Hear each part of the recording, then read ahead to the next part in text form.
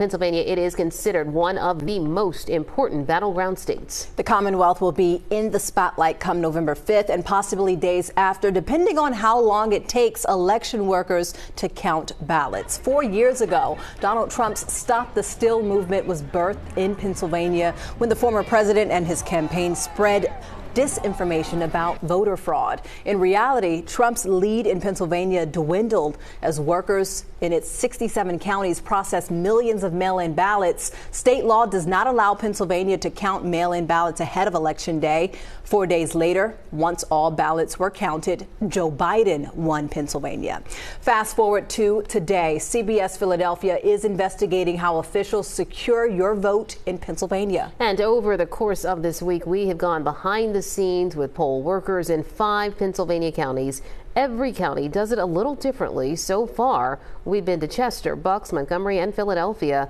Today, investigative reporter Joe Holden takes us to Delaware County.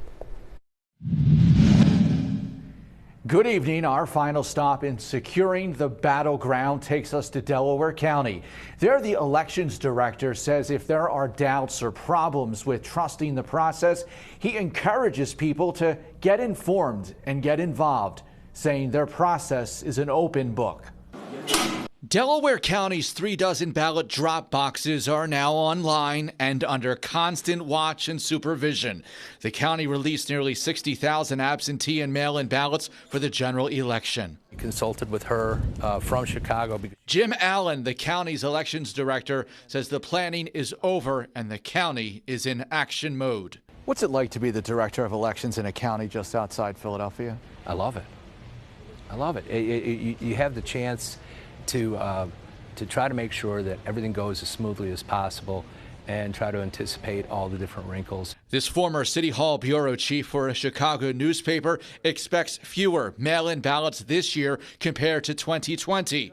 That means more voters at Delco's 428 polling locations for the presidential election than at the height of the pandemic 4 years ago. I don't think this is going to be anything like 2020. I think it's going to be far smoother, barring any unexpected circumstances. What gives you that confidence?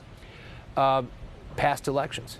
Recent past elections where our poll workers express satisfaction and comfort level, and we have more precincts coming in sooner and the paperwork coming in more cleanly. Allen described the behind-the-scenes process of setting up polling locations like jump-starting hundreds of businesses. This is the weirdest business model in all of business because you have to open up hundreds of franchises with people who only work there 2 times a year and make sure that everything goes smoothly according to any changes in the law and that all the results are buttoned down within 2 hours or something fishy is going on. The county declined our request for access to where its vote will be counted on election night, which is located inside an office complex on the waterfront in Chester.